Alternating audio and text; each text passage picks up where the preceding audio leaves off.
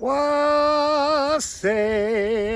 So I've come to Rumipamba, which was discovered in about the 1990s, and it's just, here's the mountains, and then this down here is Quito, and this is an archaeological park, and it's completely free, and that is such an amazing gift, Ecuador, to tourists. So here we are. Oh wow. So I think I'm gonna switch the camera around so you can see. So these are burial sites, and they're all protected underneath this wonderful roof because the sun here is harsh and the rain takes no prisoners. So let's just meander up here. I'm gonna do a reading somewhere, hopefully. I have the Liffruma deck.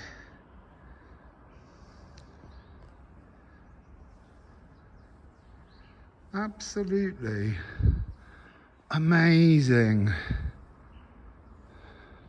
So while the sign up there talked about burials, the sign here talks about this being a textile workshop, and these circular holes were the posts for native trees that held up the roof.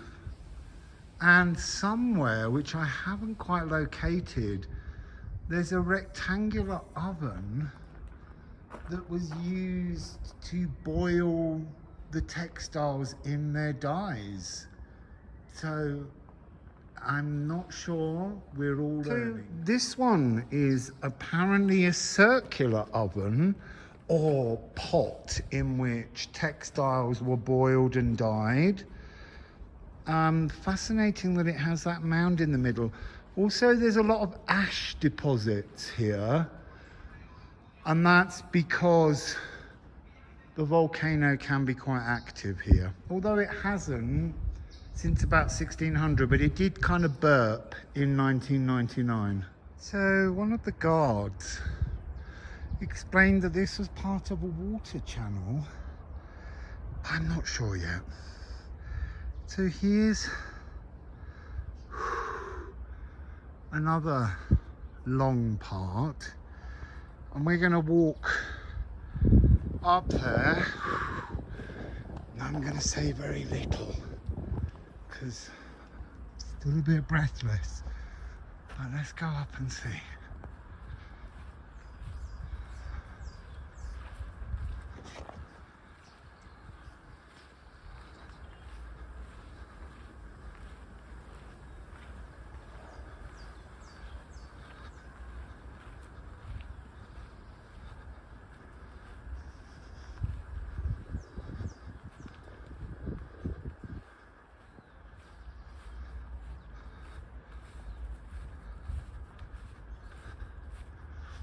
It's so green and it smells so beautiful around here.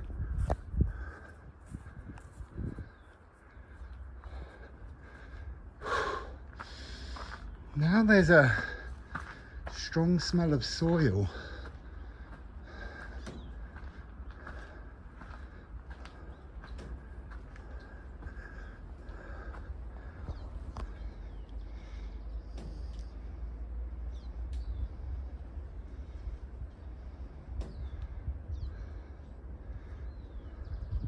So I've just read that here at the top there is this skull that was found in the wall, just the one, and they wonder whether it was a sacrifice made or an offering made during the building. There's also fragments of pottery here that's called drag pottery, as in it was dragged here by water and deposited. So they're not sure whether these channels were to stop flood water or whether they marked a division between domestic and sacred spaces. It's what I love about visiting these sites, is there is no definitive answer, and so it remains something that you can feel into the energy. At the moment I'm not sure what I feel, but there's more to explore. So this part is close to a road on the edge of the park. This area with these boulders, it says they believe it had a specific purpose. That's like no shit. And then up here where the clay layer is, this is some kind of large combustion area, and it's making me think of a community where maybe this was where people created food and this was where they ate the food. There's lots of ceramics, although it's a bit of a tight squeeze up here. I have to be careful of my footing.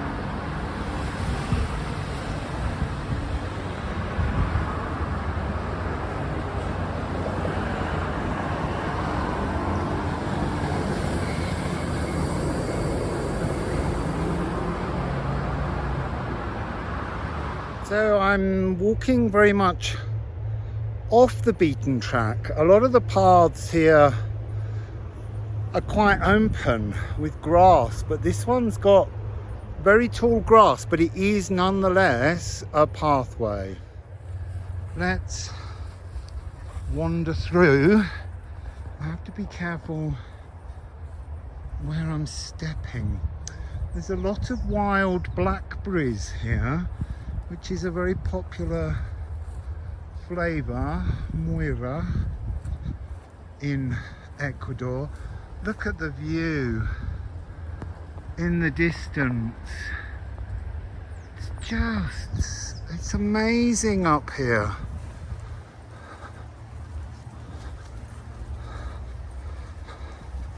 So there's lots of nice flowers growing. I feel like I'm walking through a natural meadow on a hillside. More of the amazing city view. I think we're heading down this way to parts 3 and 4. I came in completely the wrong place and started at 6. This is just gorgeous. Absolutely wonderful. Oh, look at this.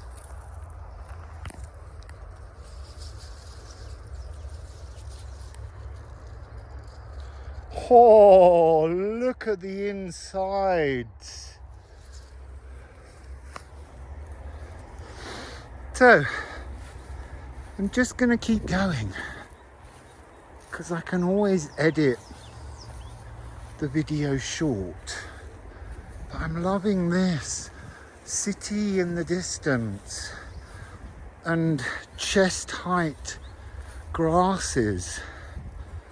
This really is a path very few of the tourists are taking. All the other ones are very mown grass areas. And this is going quite a long way.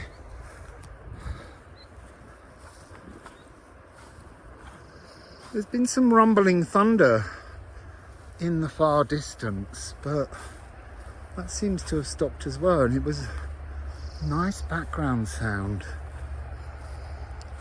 I was hearing also a lot of hummingbirds because now I know their very distinctive kissing sound that they make.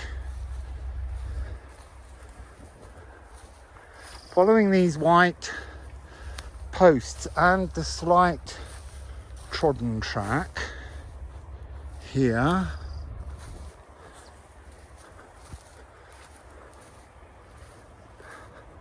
it's exciting. I've no idea where we're being led. Oh, there's a little damselfly, which is like a dragonfly, but it has smaller eyes and symmetrical wings. Oh, here we come.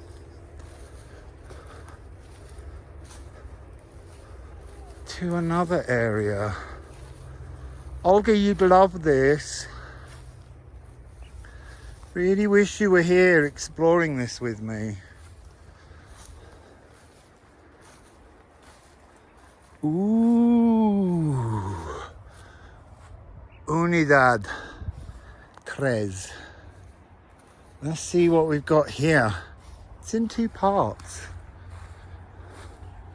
Ooh, you can go down inside this one.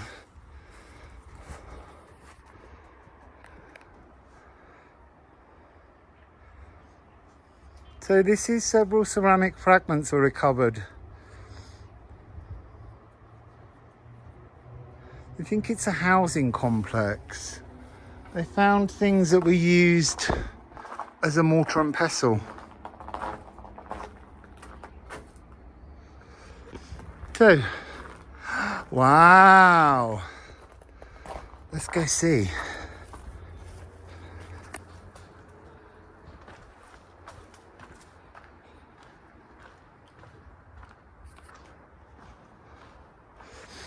Ooh.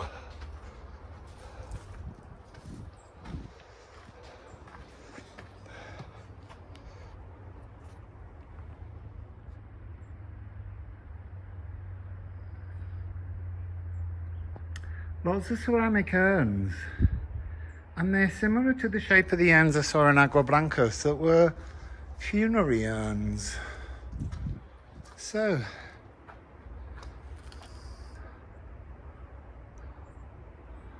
again, it's talking about a large fire pit, 2 meters in diameter, not very deep, traces of charcoal, ceremonial activities.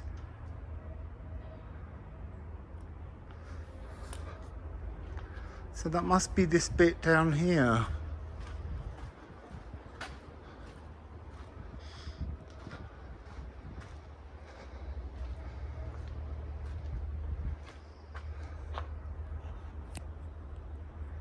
So this is associated with that Hamecoaque Dos culture, which was 790 to 1430 AD, which is Common Era. And they had contacts with the Ecuadorian coast, which is where I've just come from. There's a lot of fragments of pottery.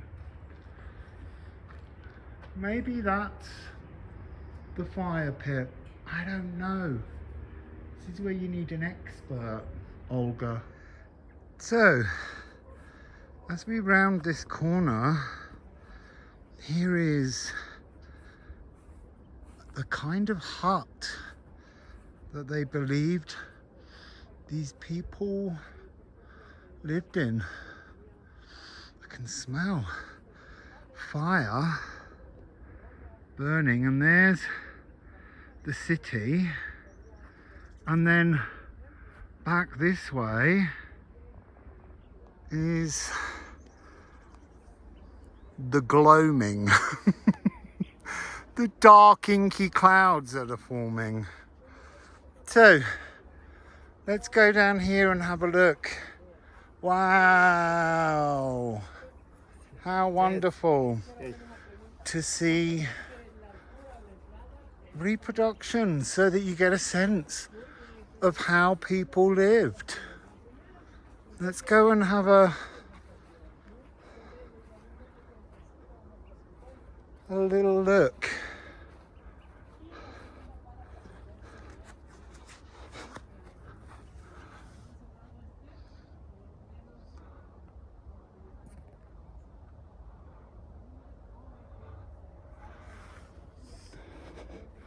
There's a larger one over there that sounds like a lecture is taking place inside. Wow, look at this view again. Oh, here's the fire that I can smell inside this property. Who lives in a house like this? Wow.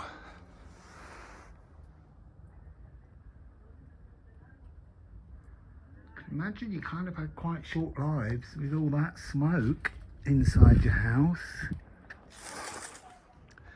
So this is inside the larger hut with lots of ceramics, a fire lit and burning, and then I don't know, are these little stools for people to sit on?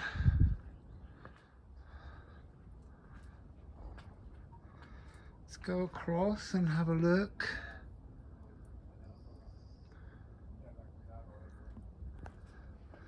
I mean, shelves hanging from ceiling rods, pieces of timber maybe for the fire, very open sides, a wonderful roof structure. Just completely amazing. And there is the view outside. So the energy here is so beautifully peaceful and calm, and in many ways a bit like when I was up on Lake Titicaca. There's a sense of belonging, a kind of being home. And I know, again, I'm not home, but something about the energy here is speaking to codes deep within my body somehow. The smell of the smoke is absolutely gorgeous. So I have the Liffruma deck here. Look at that beautiful sky and clouds. I've not seen a blue sky since I arrived here.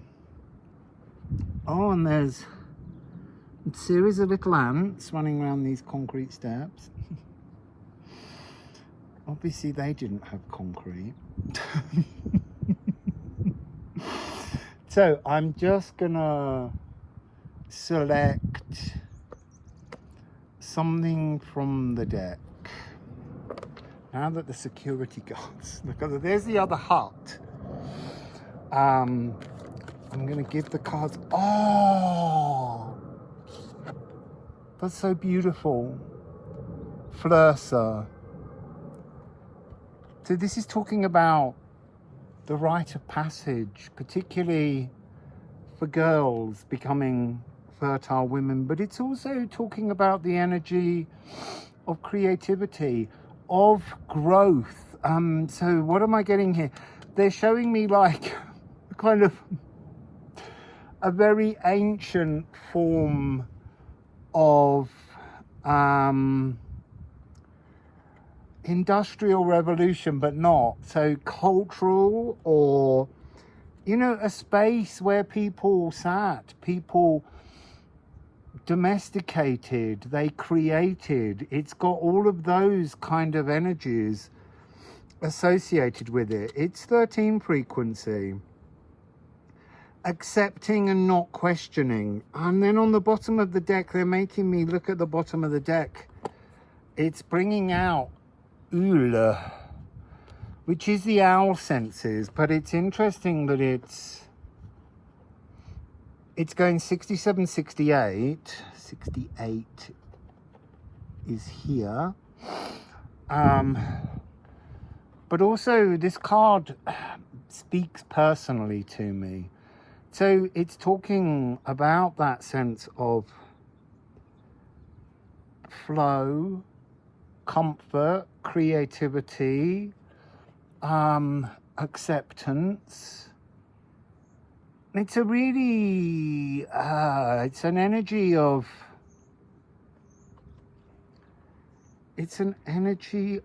how do I, it's really difficult to describe. It's like being very welcomed, I guess, is the best way to put it. I wanted to say comforted, but there is something deeply welcoming about this space. Look, I'm always saying that the Andes and I have, now look, they're showing me another 13 on the bottom of the deck. Hell, the returning light, and it feels like there is light here today. What else? What else would you like to say, Liffruma, while we're up here? I'm covered in sticky seeds from going through all those pathways that weren't actually open. I was walking along one that looked mowed, and there was a security guard there, and he said, "You have to turn back, you're not allowed down here." Like, so I really wasn't allowed in all those other ones. But I'm completely covered in sticky seeds all down my trousers, which I need to get to a supermarket and buy some washing powder or liquid. Interesting night. So the removal of darkness, the returning light will remove the darkness. It will take away the energies of depressions that people have. The connection to these old ancestral songs is to lift darkness. And there is an energy I do sense in South America of a kind of a very uncomfortable energy deep within the psyche of people. And I do want to say, and it's an avoidance I try, but of a deep desire for recognition from indigenous populations. And right here, I'm being made to feel welcome here. And yet there is an energy where some people whose DNA has been in these areas for millennia aren't being made to feel as welcome as I'm being made to feel welcome. And that's going to make me sneeze now. Might be the fire. It's also making me very weepy. It's a beautiful space, but there's something of a remembrance that needs to be drawn back in, that's not lost or forgotten, but it's partly within those energies, not flourishing, something not being able to grow. So what else, please? What else? I can't explain to you how beautiful the energy feels here. It's such a wonderful place to just wander through really verdant, beautiful pathways. There we go. The ants are gathering. So 1028. We've got NIDE, the nutrients, and this is really speaking of the green, this energy all around here, all of this wonderful greenery. There are nutrients here in the land, there are stories, there are echoes. Thogan's golden key of life, the silent Valkyrie, the unspoken, that's that energy of something not quite flowing. And then we have Yor. Embracing a destiny, a world serpent frequency. Oh, I love the way the sky just appeared then. I don't want to move the card. That was gorgeous. See if it would do it again. White.